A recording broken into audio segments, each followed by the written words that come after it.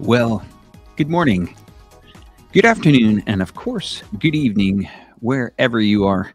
My name's Alex here, and I'm in the wonderful iChongqing office, and I have a guest on the program today. His name is Alex Absolute. He has a fantastic YouTube channel that you should check out, and don't forget to subscribe to all channels below. You'll see them in the links.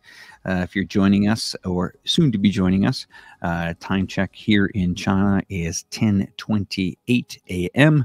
and I'm certain the sun is shining wherever you are as well. Bring you on to the program here. He's a British guy, really cool guy. I believe he's British, unless he's Irish. I'm not sure. Anyway, but without further ado, bringing a fantastic colleague, friend, fellow YouTuber, content creator, Alex Absolute. Welcome to the program, Alex. How are you? Hi, good morning. I am great. Long time no live stream, so it's, I'm excited for it. Well, lots of stuff has been surrounding your country lately. I think you had a leadership change not maybe 12 hours ago in the United Kingdom. Liz Truss has communicated to the public of the United Kingdom and to the world that she is not fit for her mandate, which is unfortunate. Her 44-day legacy in office was about as many U-turns as a road in Saskatchewan, Canada has. Alex, does that affect you in any way? Does that affect you or your family in any way, seeing so many leadership changes in the United Kingdom? No. I've not really. It's never been anything that's really bothered me, to be honest. I learn about a lot of these things now in China via memes. So I just saw a meme of 10 Downing Street yesterday, and it's got the Airbnb logo. It just says for short stays only. I thought that was pretty good. Oh, isn't that wonderful? Once again, if you're not familiar with Alex Absolute, his details are below in the description there. And of course, you will see them scrolling along the bottom of the screen. It's been a busy week here, Alex, in China, as you know. The CPC has been holding many press events throughout the week here. We've been giving coverage throughout the week on this 20th National Congress. Day one was action-packed, of course, hearing from the leaders of the country, giving us a direction on where it's going. But it's been pretty much down the line of what we all expected things to be. No real surprises. As in Wenzhou, where you are, have you heard much been going on down in those neck of the woods there? There hasn't, because as you know, I've been out filming a documentary for the United Nations. So when we were still filming was when it all started. So we were busy filming for the entire morning. We just had to kind of the only thing that affected us was we had to work it around some of the people we were interviewing. There's a guy, Mr. Shu, he's like a fish farmer, who's his experimental stuff with all the Tianyu where we were filming he had to go off from like 9:30 or 9 until really? 11, and everybody went to watch, and the translator that they'd hired had to go, so I had to be the translator, which was all right. And yeah. So overall, you're a busy guy, keeping busy, lots of stuff happening, lots of things going on. Got it. Very clear. Okay, so let's go over a couple of the highlights here. I'm just gonna. Hey, you know what? Let's go to the front page newspapers here. Let's go to the front page newspapers and see what tomorrow newspapers are going to tell us. I'm sure your ousted prime minister is going to be on the front pages of many newspapers coming up. Here we go. We got the Daily Mail now. I'm pretty sure you're familiar with the Daily Mail, Alex. Yep. All right. This one here is saying Suella 90-minute shouting match. Ooh, okay. That's interesting. And boy, I think, the King Charles was not expecting to hear so quickly that his prime minister has left the office, the Airbnb, as we call it. What's interesting is who's going to take the job. Is Boris coming back? Do you think Boris is coming back? Maybe. I mean, he did a fair stint. I think you could get him back. It wouldn't be the worst decision. He's not. I'm not. I didn't really follow a lot of it because since we've been in China, it's like I learned most of the headlines through Chinese friends of mine that have watched the news. But I mean, he was there for a while, so I mean, I don't know. I don't know who else there would be to take over. Who's waiting in the wings? Because I'm not really. Well, I would predict Boris is going to come back there just to get into headlines. I don't think he's going to get back into office. That's speculation, but I don't know if he's going to get back in the office there. Alex, what we'll do with you, if you could just refresh your StreamYard in the background there, maybe get your signal. We'll try to get your signal sorted a little bit, and I'll continue to move on with the press headlines. If you have to log out, log back in, I will bring you back into the show. Okay, no problem. We'll see Alex in a moment here. These are the headlines for tomorrow morning here in some of the newspapers and late afternoon, depending what prints you're watching here.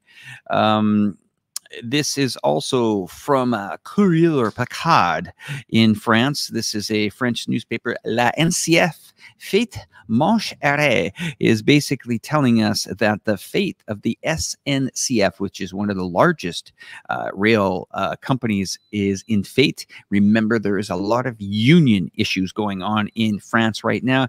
The country remains 1/3 of its gas stations without gas at the moment. Wow. So if you want to gas up your car in the Côte d'Azur or the south of France in Menton or Nice, France, or Cannes or anything like that, or Boulogne-sur-Mer, get ready to wait for 2 hours. That's what I heard the latest was. And my colleague is just walking into the office now. He's the guy that's been supporting the show all week with great statistical information. Everybody say wave hello to Gawe. Okay, so yes, JD, any newspaper headlines in Chongqing? Yeah, I got one for you. Go to iChongqing.info for the latest and greatest news on things happening here in Chongqing. Visit our Twitter, Facebook, and YouTube. Thanks for joining. Let's talk about stuff that we can't easily access, please. Sure, you name it, throw it up in the comment section, and you got two guys, both named Alex, on the ground here in China to deal. Let's continue to move on with these headlines, okay? That's the Courrier Placard. The third headline that's coming up is, of course, from the United States, the Sacramento Bee. Basically, not much coverage of Xi Jinping in most newspapers here. We have wildfires still raging through California, and as you see, wildfires reverse climate change progress. So always sticking with the climate stuff, and a lot of people arguing about everything out in the West Coast, whether it's we actually have wildfires here. Oh, wow. Okay. Well, let's chat about those in a moment here. Ken Wigger says Meghan Markle I saw. is available if needed. Okay, so we're seeing the Guardian seeking Red Cross relief. We're starting to see a lot of these countries around the world really, really, really suffering at this time. It could be the Zelensky effect. Here's the front page of the China Daily. As you see, of course, in bright red, yellow there, 20th CPC National Congress. Global firms eyes opportunities to bolster presence and reports chart to way to energy security and a greener future. And that's interesting. We're going to talk about energy in a moment here, what China has done with that. And yeah, we're also going to wait for some viewer comments to come in as well. Let's continue on with the world headlines. And we are on to the Japan Times, otherwise the New York Times, in collaboration, rival parties to craft bill on church victims. Well, that's interesting. Another shocking note there is to see that as yen nears the 150 yen a dollar, that is very, very interesting point there. Of course, all these currencies continue to weaken across the world. And whenever you see currencies weaken and the US dollar skyrocket, trouble is brewing. Not very good. Okay, well, that's the world headlines that we're talking about. Here we go. All right, we're going to bring this out here. Is there any concern from investors with the announcement that some individuals in China made too much money too fast, and this issue should be addressed? Okay, interesting comment. Depending how people make money, if people make money honest and legitimate, things are great. I think in any country, if things are made by ill-gotten gains, or by criminal activity or money laundering, it doesn't matter what nation you're in. You could be in Canada, you could be in the United Kingdom, and you could be in jail. I will address this very clearly. That was actually spoken here at the CPC 20th National Congress, that crime, embezzlement, funds, corruption, will not be tolerated, nor has it been tolerated here in over 2 decades under the leadership of Xi Jinping. Maybe you have something to add about that, Alex. Has he? I don't think he's been in power for 2 decades, has he? I thought Xi Jinping came in power two terms. Two terms. Thank you. I guess he came into power just after I came here, 2013, right. Maybe. I think it was about the time. Yeah. And there has been a big crackdown on corruption. A lot has changed. I mean, I don't want to go into like gossiping and stuff, but it's changed quite a lot in respects for things that were quite commonplace in workplaces since for a long time. A lot's changed in the last, since I've been here. It's been the changes have been incredible. I mean, the biggest changes here in Wenzhou are more the city. The city is we've actually got metro lines now. There's some big aesthetic changes. If you're somebody who's lived in Wenzhou for a long time, it's the actual, for me, the biggest change is how all of the infrastructure is just going at this a huge steep curve. It's amazing. It's absolutely incredible to see. Yeah, you're right. 2012, 2013, Xi. So 10, but 15 now. We're gonna another 5 years, right? So 1.5 decades. You're sharp this morning. You're very sharp this morning. You're a sharp one this morning. Let's have a look at some of the highlights from the 6th day here. We're going to reload them up here.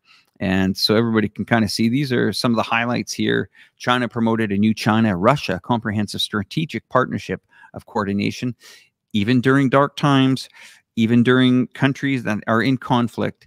China continues with building a diplomatic and strategic channel, no matter what country is doing what in the world.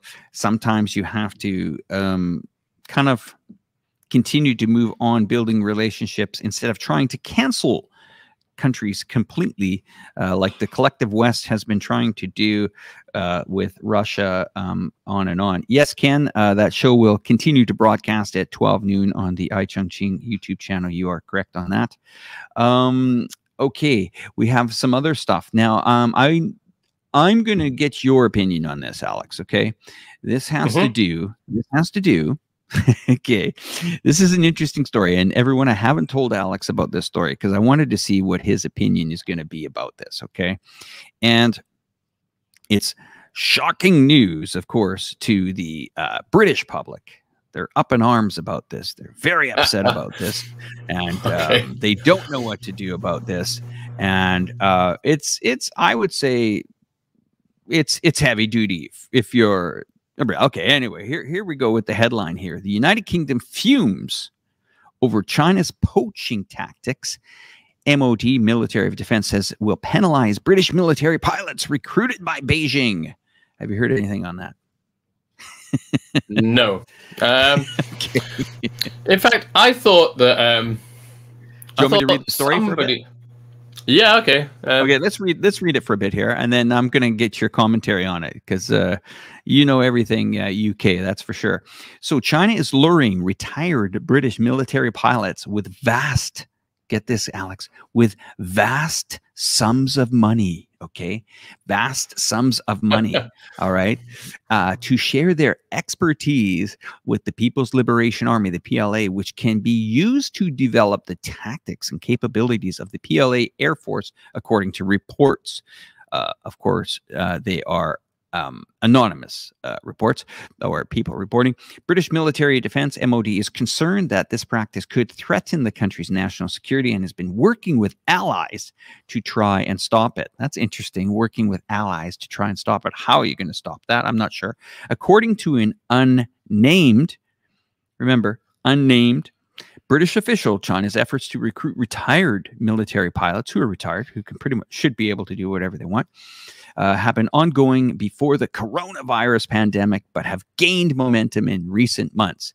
Now, the UK to penalize pilots under the United Kingdom warns of risk of prosecution of former UK military pilots that train Chinese servicemen and sees the practice of undermining the UK defense and the defense ministry. What's interesting is what if people decide that are working in, I don't know, an automobile factory in the UK and they want to take their expertise over to China to help build cars? Are they going to jail too?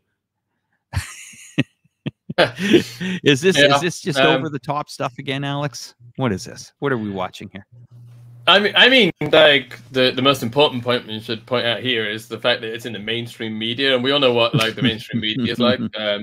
I don't think anybody needs to reiterate that. There's a high chance this story never even existed. It's just someone on the news desk was like, oh, I know, like someone needs to make a story up. Let's just pick something.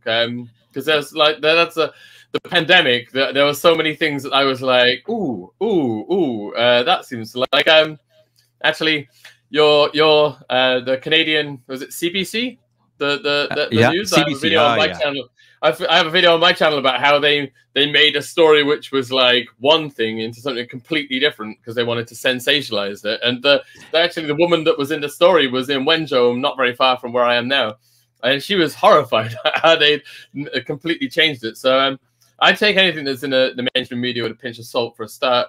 But I mean, I get it. Like if it's military stuff, like I mean, even if you've retired, I guess you shouldn't be. You should still not be telling England's secrets to other countries, because that's I guess that's like spying. It's essentially breaking the law. But on the other sense, like you said, like if somebody's retired and somebody asks or wants to pay bigger money, that's just straight up capitalism, right? So if you're not breaking any laws, then what's the problem? You see that. This is where it gets complicated, because currently right now we have two nations in confrontation right now, of course. If you've been under a rock, you wouldn't know it, but we've got the Russia and Ukraine. Now, there are other NATO countries that are providing assistance on location. So what does that really mean? Training is happening on the grounds of Poland. Training is happening in Romania. Training is happening in Moldova, Lithuania, Latvia, Estonia.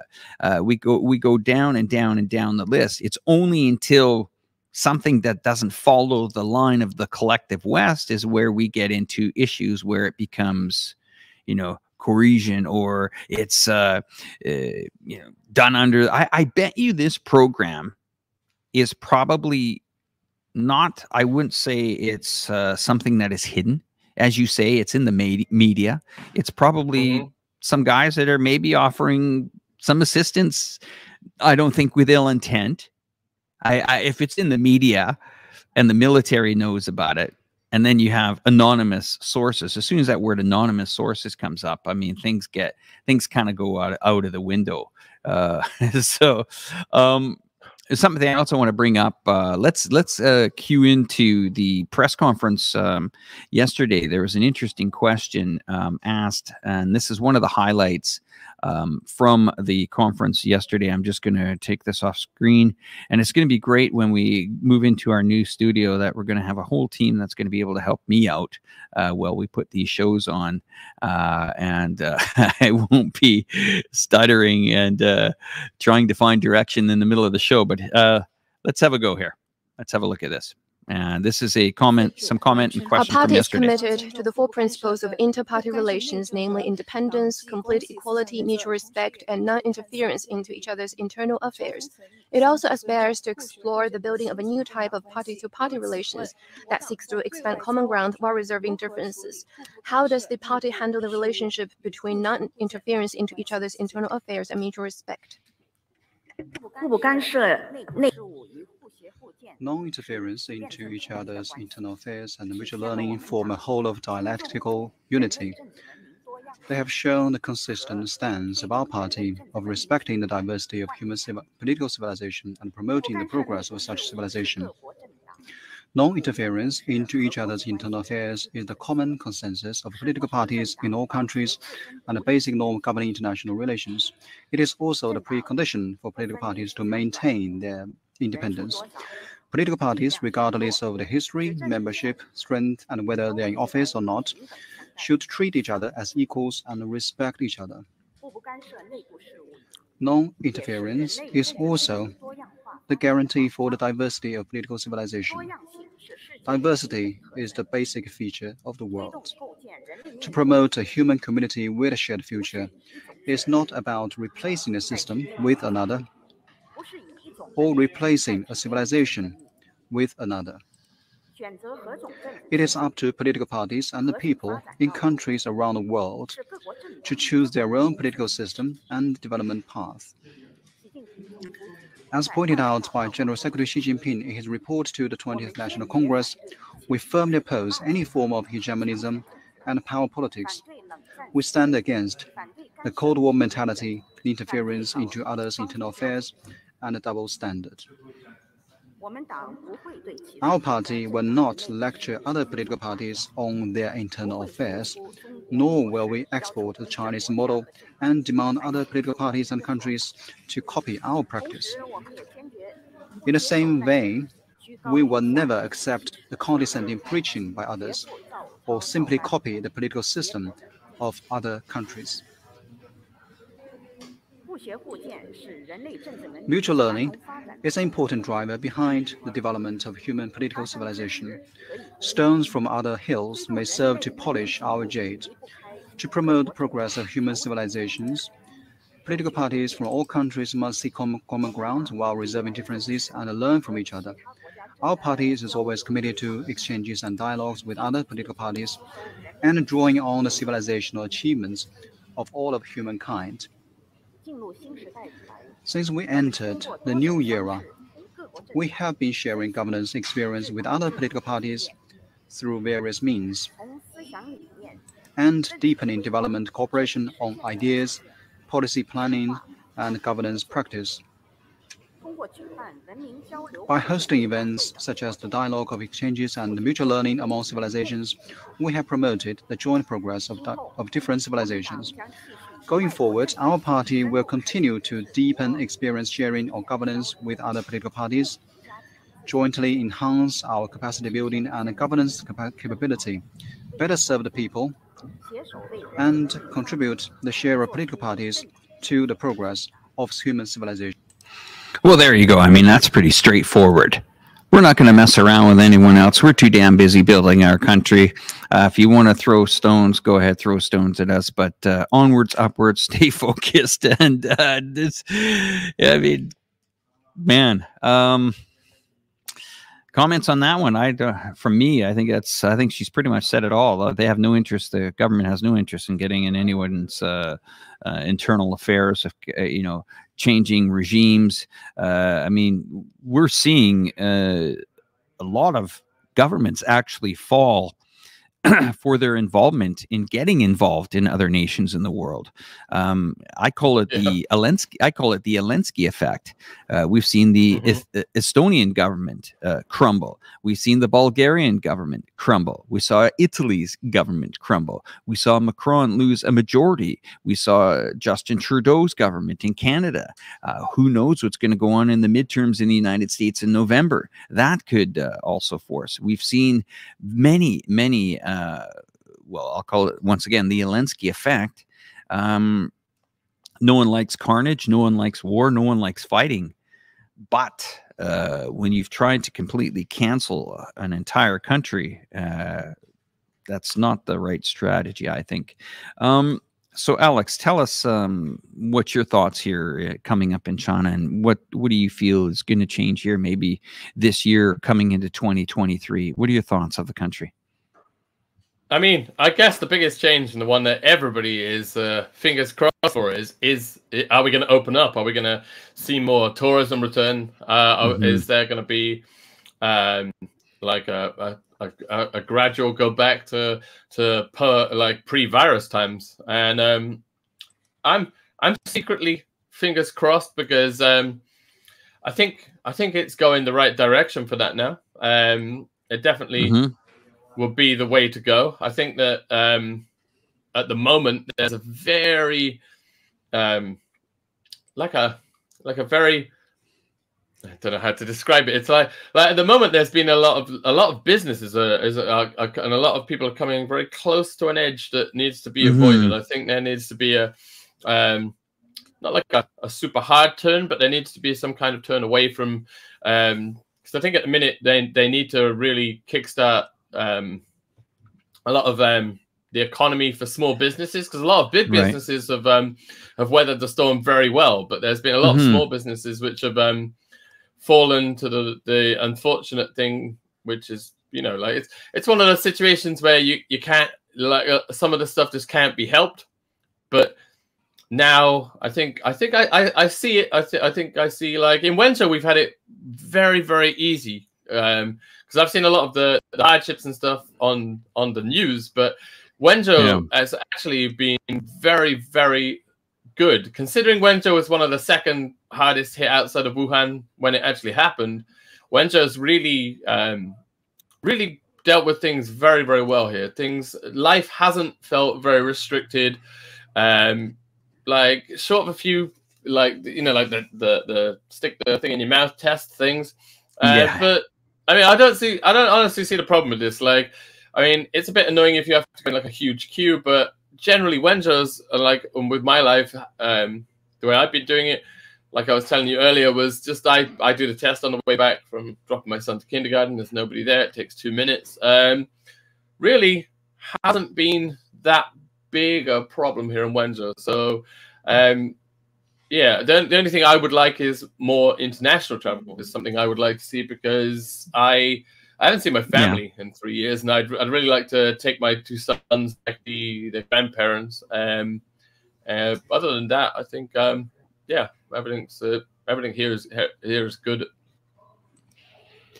Do you feel that, I guess you've been in China the whole time while this pandemic's going on. I witnessed being outside of this country for a few years.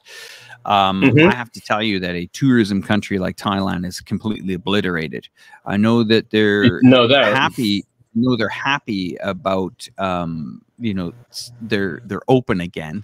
At what extent are they open? Well, yes, they're fully open, but they are also incredibly damaged. The economy is damaged. The private business sector is damaged. The hotel business is damaged. They're excited, saying, yeah, you know, a lot of people are returning back to the country, but they're still only running at about 12%. Yeah, where would be one of the first countries you would go once China opens? Straight back to England to see my parents, because, I mean, my parents were here in about 2 weeks after they'd left here. They were here for Christmas, and they went back home, and then it was about 2 weeks. I think they stayed for a little bit of New Year. It was about 2 weeks after they left that the pandemic actually hit. So the first thing I would do is go back home, because also my mother is in the time since then. My mother has had breast cancer and is recovering from breast cancer. So I'd like to, and she's made a really, really good recovery. But I mean, the first thing for me would be going back to see my parents. I mean, I video call my parents a lot, but it's not the same. So I would go straight back to see my parents. And also my youngest son, who is going to be turning 3 next week, he was basically born a few months before the pandemic, and my parents have only seen him the time when they were here in person. So England would be the first place I would go, and then I guess Europe. I kind of the thing before the pandemic was it was always amazing that you could live in China, but you could have these little periods where you could just kind of just off you go, get some of the European like lifestyle, which you have grown up, and I am a European, and then come back. So now I just kind of I would like to go just outside and go back to Europe, just to experience that for a while. It makes you appreciate life here when you can dip in and out. I'm going to play a really interesting piece here. I think it's important for some of the audience to understand, because there's been a lot of talk about Taiwan, China, and there's been, I think, a few people in the comment section that aren't really familiar with the world stance, the United Nations stance, America's stance, China's stance on this topic. I think the speech by Jimmy Carter will pretty much flatten out where the world should be on this topic in very clear language. If you understand English clearly, just you can listen up in the next couple of seconds here that this conversation from Jimmy Carter says everything you need to know and moving forward. All right, here we go. 1 second.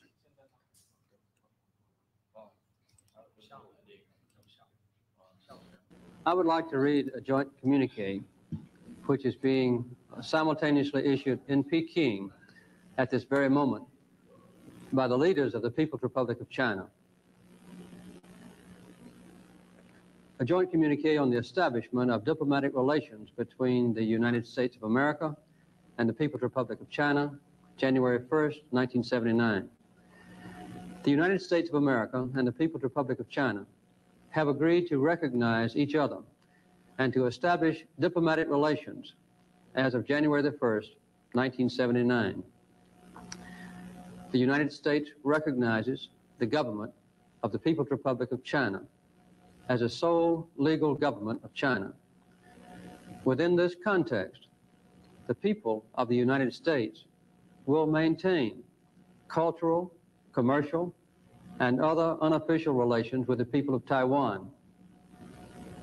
The United States of America and the People's Republic of China reaffirm the principles agreed on by the two sides in the Shanghai Communique of 1972, and emphasize once again that both sides wish to reduce the danger of international military conflict. Neither should seek hegemony, that is, the dominance of one nation over others, in the Asia-Pacific region or in any other region of the world, and each is opposed to efforts by any other country or group of countries to establish such hegemony. Neither is prepared to negotiate on behalf of any other third party or to enter into agreements or understandings with the other directed at other states. The government of the United States of America acknowledges the Chinese position that there is but one China and Taiwan is part of China. Both believe that normalization of Sino-American relations is not only in the interest of the Chinese and American peoples, but also contributes to the cause of peace in Asia and in the world. The United States of America and the People's Republic of China will exchange ambassadors and establish embassies on March the 1st, 1979, unquote. Yesterday, our country and the People's Republic of China reached this final historic agreement. On January the 1st, 1979, a little more than 2 weeks from now, our two governments will implement full normalization of diplomatic relations. As a nation of gifted people who comprise about 1/4 of the total population of the earth, China plays already an important role in world affairs, a role that can only grow more important in the years ahead. We do not undertake this important step for transient tactical or expedient reasons.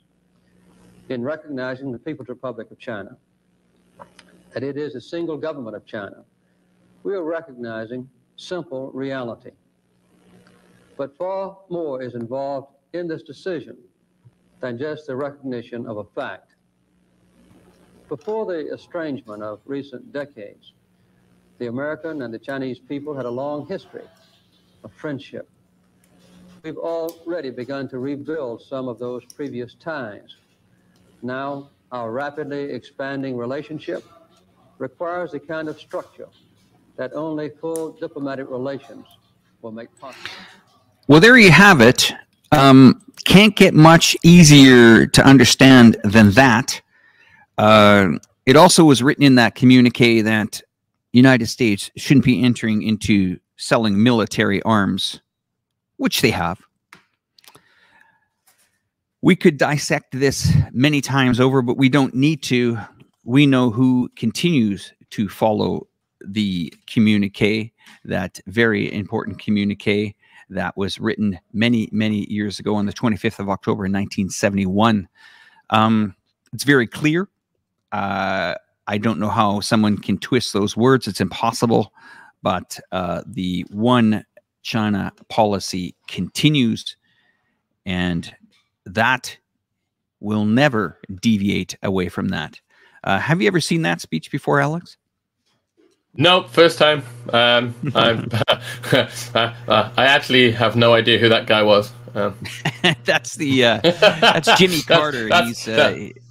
Jimmy Carter was a president of the United States many years ago, many moons ago. We'll say maybe before you were born.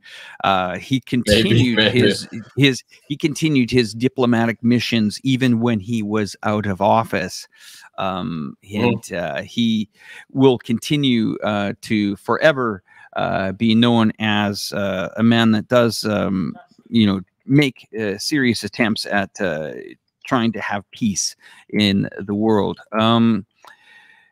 What can I say? I think he was the third, maybe you guys can correct me, he's the 39th president of the United States, something like that. He was a Democratic president. But yeah, amazing, absolutely amazing speech there. Yeah. Okay. So let's have a look here. What else have we got from our chats on the side here? Policies can't be changed. We got spicy. Yeah, getting a bit spicy there. Policies can't be changed. Yes, if you're anyway, I don't even need to answer that when we know who's changing policies by the moment here. Tell me, what else is going on in China that maybe our audience isn't aware of, since we're on the ground here, Alex? Trying to think what is going on the ground here. I've been so busy. I can't think offhand, really. There's the weather has changed. It's finally getting a little bit colder here. That's another reason I really miss and want to go back to the UK is I love the weather here, but I just want some cold weather. Like it's finally, what is it now? Cold. Yeah, it's finally starting to. And I'm still in shorts and t-shirt right now, now. But like when we were at filming this documentary recently, it was kind of like we were up at like 1,000 meters, I guess, up like from sea level, and then it was kind of getting cool. But I do miss a bit of cold weather, so I like the winters here, especially in Wenzhou. I don't know how about Chongqing. I guess Chongqing, you're quite far away from here because we're so far south. Hey, we're Chongqing, Southwest China, man. We're the center of China, Alex. What are you talking about? So yeah, it must be very hot there as well. I remember coming in. I've only been to Chongqing in the summer, remember, and it was baking. It was insanely hot. I'm looking right now at a recent production. Can I show it on the show? Are you okay with that? Just your latest video from your channel, if you don't mind. Okay. Can we have a look at that? You call it the wetlands, right? Is that right? Yeah. Literally just outside my house here. This is why I bought this house here, is because we're right in this in the city, but because the wetlands is opposite, I can see this out my window. It's very nice. Let's have a look at this here. It's a nice video. Alex has been putting up some great content as of late. I had the pleasure of doing a drone collaboration with him a few months back. That was great. We're going to have to do that again, but let's roll this video here. All right. And this is your latest video. Character on this. Yeah. Okay, no worries. But let's roll this video. Èrshí Dà, but the second character wrong. That says Sanyo. Okay. But I can't change it now. I didn't. Here we go.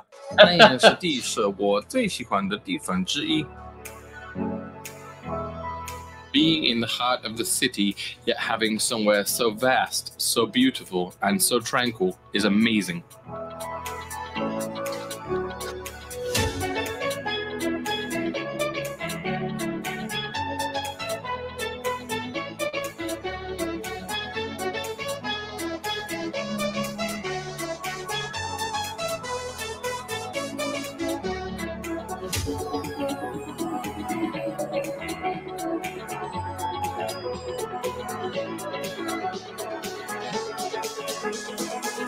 It's amazing to see such a vibrant ecosystem just teeming with life, which has made me want to make a lot of videos here.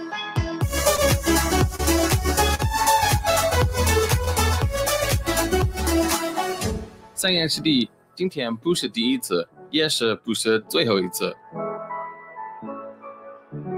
再一次的，再来。 Well, there we go, my friend. Amazing content. You continue to put out fantastic content, Alex, and my hat goes off to you. I know how hard it is to put content together. Every detail of your video is amazing. Your editing skills are outstanding. Your photography and your videography and your drone footage is beautiful. And the colors that you bring out. And of course, I commend you. Maybe it's something to do with the name Alex and picking good music, man. You can pick some great tracks as well. Fantastic stuff. Tell us, if you can, a little bit about what you're filming, if you can. I don't know if you can go into details about that, but that would be great to hear. Yeah, I can. So I have quite a lot of different things going on at the moment. I just got back from filming, I've mentioned before, I filmed a documentary for the United Nations. Right. UNEP, which is the United Nations Environmental Projects. They have it was fantastic because it was my neck of the woods as well. So it was all filmed around here, around kind of 2 hours from where I am now. And it was all about the ecology of these local fish. They're called tianyu, and in Zhejiang they have this very special thing where they have like a, I guess, is it called a symbiosis, where the farmers will grow rice in fields, and they flood the fields deep enough so that these tianyu, which look like giant goldfish, they're about sort of yay big, 6-8 inches long, and they put them in there, and then the fish clean the water, and in turn the water is very good for the rice, so the rice grows very, very nicely, and then the farmers get like a double harvest. I guess they harvest the fish, and although this was for United Nations, it was also in conjunction with the Shanshui project. Shanshui project, which is a big. The Shanshui project is a China-wide thing. It's actually headed by Xi Jinping, and obviously United Nations the overall United Nations project is in 44 different countries in the world. So they're doing all these simultaneous documentaries. That's been pretty good. On top of that, I'm filming a lot of Douyin stuff because Douyin is a I've learned a lot from over the last 2 years of Douyin and the e-commerce side of it. How you can, like I had a Douyin channel before with a team. Right. We were a team of 5. We went from I put myself as the face of it because, you know, being a foreigner, it gives you a slight edge.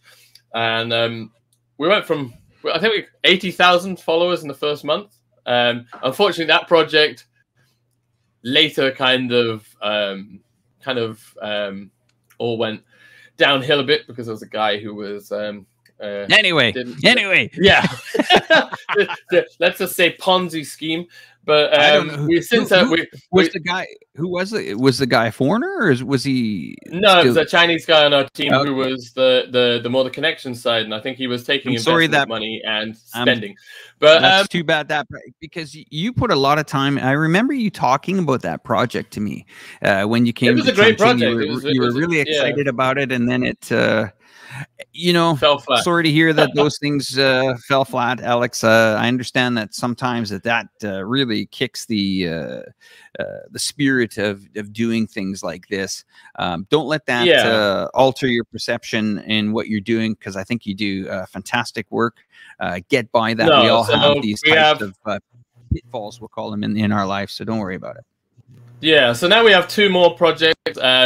One, which is a friend of mine who was originally part of the original project. We've just shaved it down now. There's 2 people because essentially we don't need any more else, because we're both videographers. We both know how to shoot and edit. So we've just cut all of the extra people out, and we've started a kind of travel style one now. It's just myself experiencing and being a videographer while traveling around. So sometimes we're doing this while we're out working. We just make extra shots of places. And then we have another one starting soon, which is more of a similar theme to the last one, kind of local kind of village life. But we also have an alcohol brand, which is on board, which is a big local one. So it's exciting times. Lots of stuff brewing. Yeah. I'm just gonna continue to chat. I'm just got maybe some late information here on my chat screen. I'm going to talk to my colleague here beside me to see if I need to address something on the show here. Alex, continue to tell us about you know, the future ambitions here and where people can find you and your channel and all that. Okay, I'll be one moment. Okay. So currently you find me on YouTube as Alex Absolute. This is where I put a lot of the China-based content. I've actually had a lot of requests recently to go back to doing some longer form content, because recently, where we've been so involved in all these other projects, I've been editing videos for Douyin, and which is, if nobody realizes, that's the original and the Chinese version of TikTok. So on their shorter videos are the best possible things that you can use. So we've been editing between 1 and 2 minute videos for Douyin, but then I've been putting them out on my YouTube channel, because at the moment I haven't been having the time to do like longer vlog style stuff. I mean, so I'm gonna bring that back soon. It's been kind of busy because I have to. I study an online degree in design graphics, because I went back to do another degree, because primarily I like learning stuff. So I went back and I thought design graphics would be something that would complement video production, and I do a lot of learning video stuff. So I've actually I'm going to start a new channel, but it's going to be I'm gonna have one YouTube channel just for China stuff and my China vlogs, and then I'm gonna have a new channel which is cinematography and videography, but not from the perspective. I don't feel that I'm at master tutor level. I feel I'm kind of still a lot to learn. So instead of, there's a lot of great channels out there which teach you cinematography and teach you tutorials. I'm going to take the opposite approach and be like, I'm going to challenge myself to learn this, and then challenge myself to learn this, and kind of take people along on the journey, and then share my experience, so that if people are in the same boat as I am and they're learning, they could know where not to do something, or what is good, and kind of build a community of people learning together. So I mean, I would, to be honest, I learn a lot from other content creators. I think there's a lot of stuff that you can't learn in school. You can't. And a lot of this stuff is evolving daily, even hourly. We're seeing new tricks, new angles, new ways to get better color, new ways to mix music, new ways to do angles. I mean, I've worked with a lot of students that are, you know, part of media schools, part of filming, part of videography. And they come with, you know, the basic, or, you know, we'll say medium level education on, you know, putting videos together. But to try to put a production together is extremely difficult to actually learn, because you can't learn all these fundamentals in school. Some of the biggest content creators now even have bigger channels than travel channels. They have bigger channels than you know, CNN's or other. Just using CNN as an example. And a lot of the people are learning these tricks of the trades. Even when it comes into aerial photography, there are moves, there are things that the drone you didn't think can do, but some other guy has invented a way to do it, or a shot, or seeing the light, you know, follow a ribbon band over top of the building. I mean, it's just these are things that you can't learn. There, you know, there's one thing, street smarts, and then there's book smarts, and then there's aerial photography smarts, and there's cinematography smarts. I mean, some of the greatest video makers are on YouTube, you know, and that's what I find amazing. I see a lot of people. Sorry, just to address EL. Hello. Yeah, I do read the chat.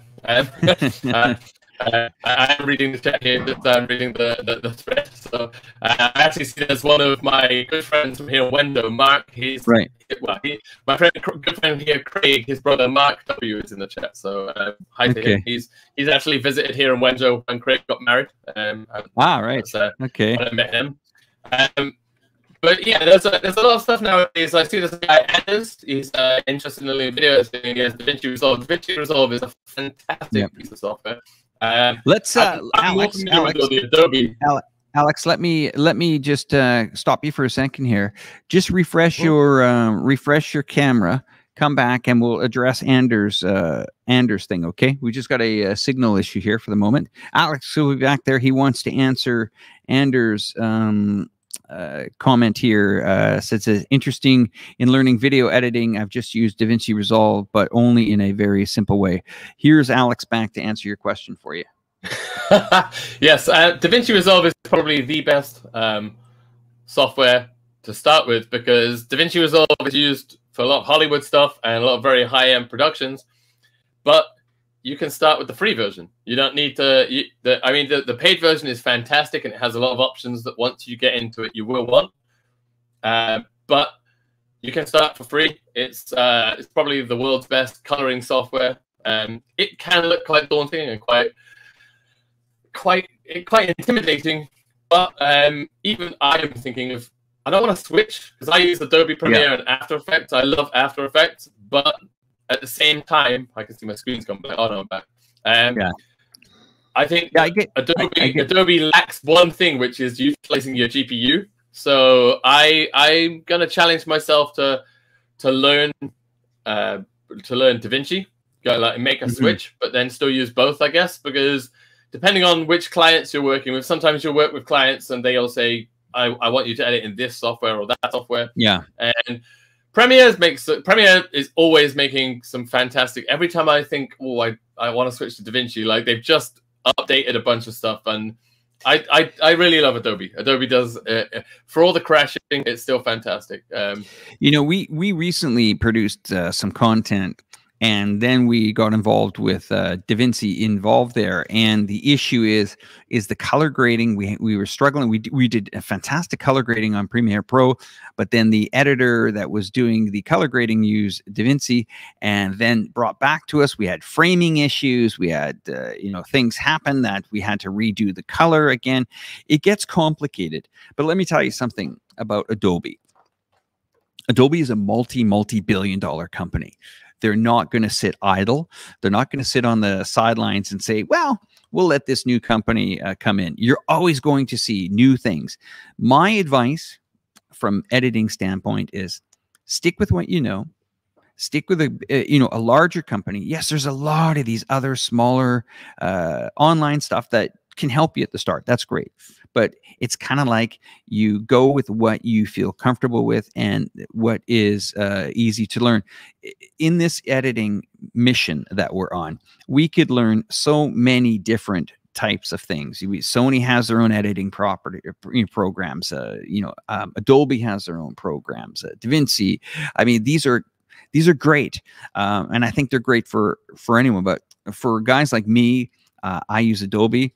Adobe has a very powerful, let me tell you about how powerful what they did recently here in 2022.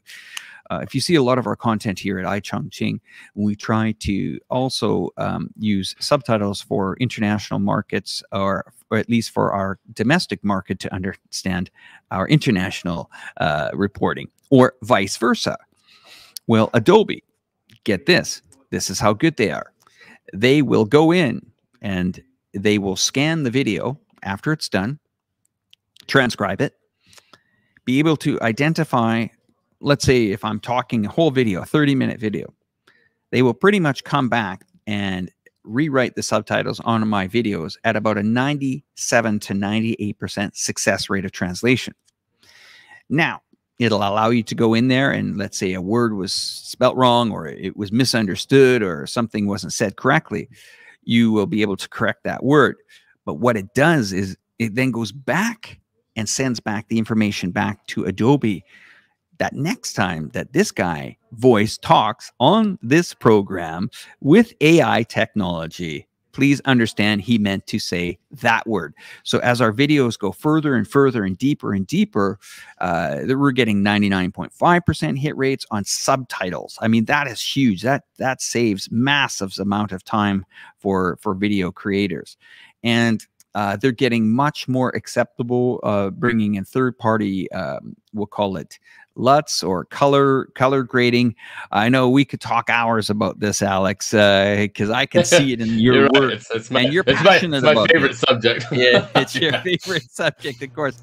I'm going to bring one more geopolitical issue into this program today, and then we'll chat for a couple more things. And of course, as you know, what I do at the end of all shows is I hand over the show to the guest of the show and let them close down the show after this. But I want to bring a pretty serious geopolitical issue that I think we need to address here. As we know, the Zelensky effect here is battering down a lot of economies and battering down a lot of governments. It's basically people are losing office. But I want you guys to listen to this very interesting Pentagon briefing that happened this morning. I'm quite surprised to hear that we should be in a motion of de-escalation of world affairs, especially in Russia and Ukraine. But it seems to me that this rhetoric continues, and it looks like they are trying to involve other countries in this mess. And this could, I hope, get resolved quickly, but this could very easily spiral out of control. Just listen to how the reporting from the Pentagon was late last night here in the United States. Have any new announcements to make in regards to that country? Thank you so much, sir. Thanks, Pat. On the drones, is there any indication that Iranians in Crimea have taken a direct role in operating the drones that have struck Ukraine, or is it your understanding that they're more in an advisory or training capacity? And secondly, the Washington Post reported that the U.S. has actually looked at wreckage of some of these to confirm that they are indeed Iranian drones. Can you confirm the level of evidence that the U.S. has seen that leads you to conclude that? Yeah, thanks. On your last question, I've seen those press reports. I don't have any information to provide on that. In terms of the role of Iranian military personnel on the ground, again, our understanding is that they're on the ground in Crimea, assisting Russian military personnel Wow. as they conduct these drone operations in Ukraine. So, but not a direct. They're not directly operating the drones. my understanding is that it's the Russians who are flying the drones. So yes, they are assisting the Russians in those operations. Yes, sir. Sir. I have two on Ukraine for you. Zelensky said today that in an evening address that Russia had placed explosives on the Kharkova Dam and could be aiming to. So this whole talk is basically. There's been some discussion of a threat. It's just showing the involvement of what the American government and how their Pentagon views the world at this moment. And it really starts to wrap a lot of countries involved that are not on their Christmas list of invitation to the White House.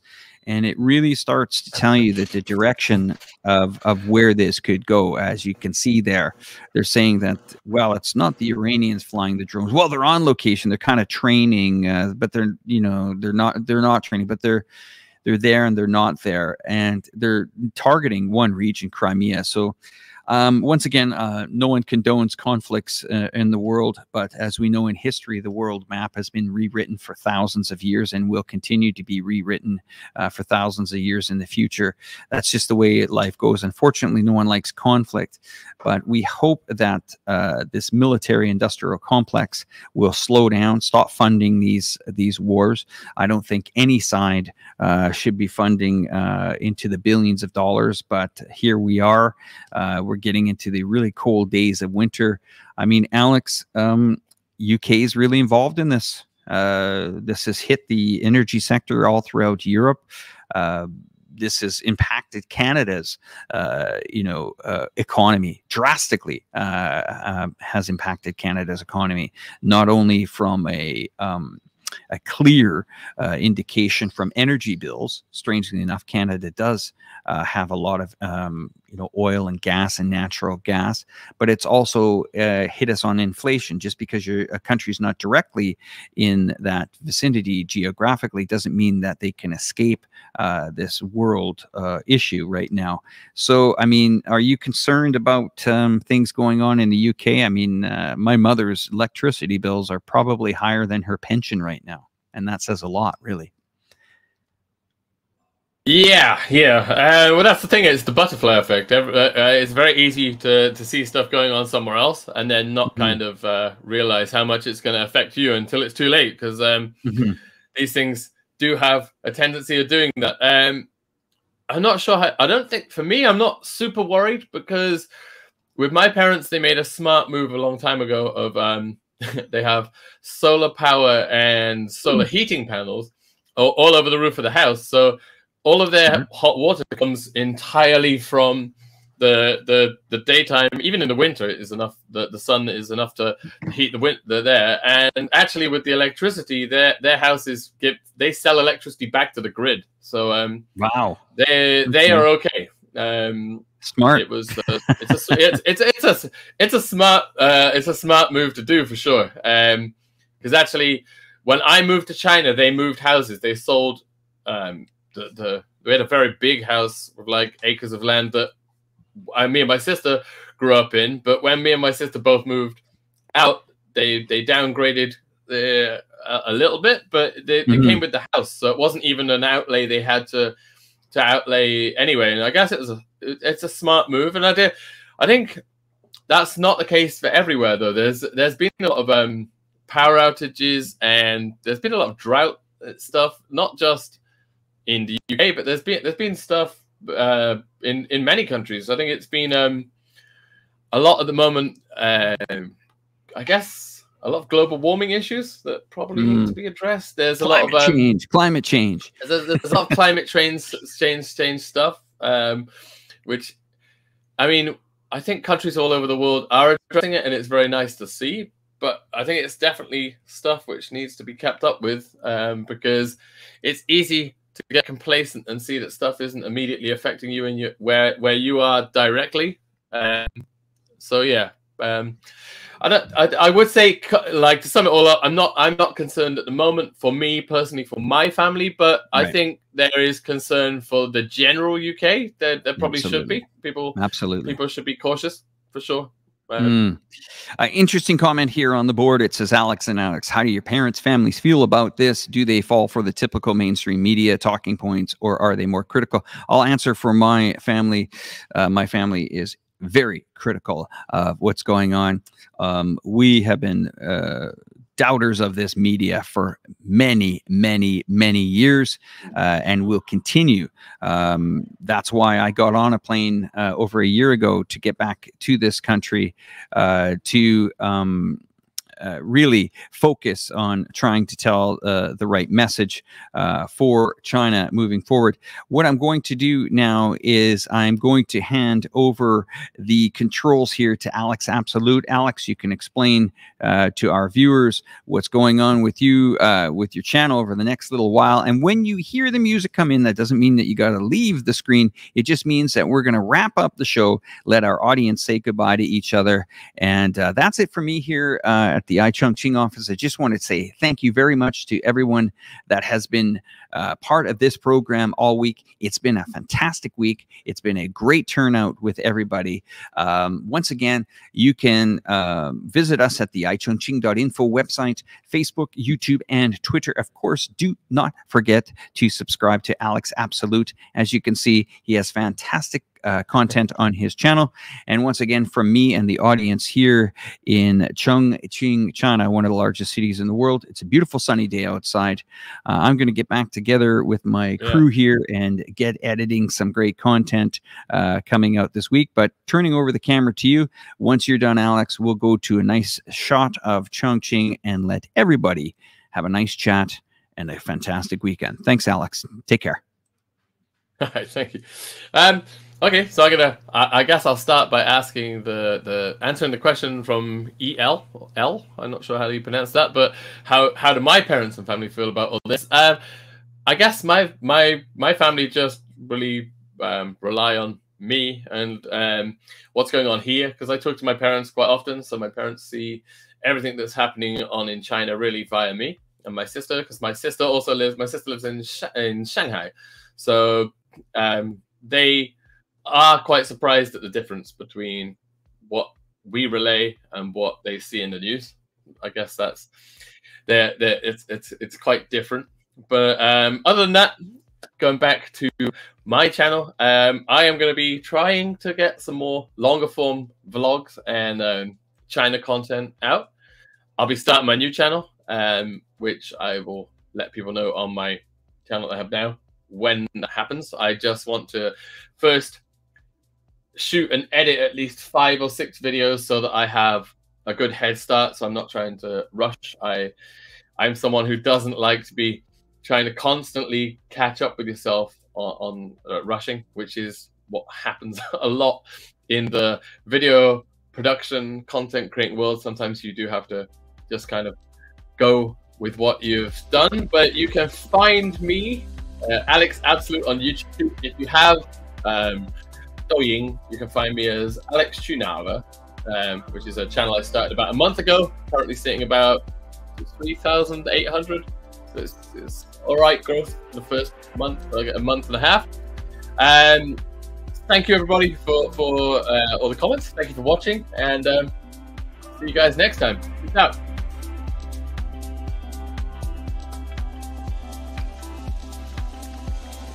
Take care, guys. Take care.